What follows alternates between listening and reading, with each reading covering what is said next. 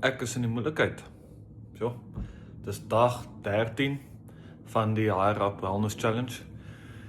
En ja, ek moet sê, nie net die Higher Up Wellness Challenge nie, maar al die content wat ek begin post het ewe skielik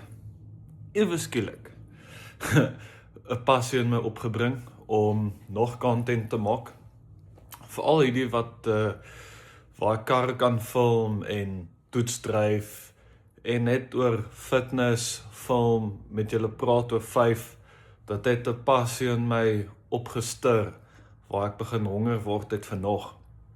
So ek gaan kyk hoe ver ek hierdie kan vat, terwyl ek nog steeds my eie besigheid van Plumworks het en jy weet my main income source van dit af probeer generate. En dan het ek ook 'n paar goedjies aan die kant, soos 'n online website wat ek het, 'n online shop.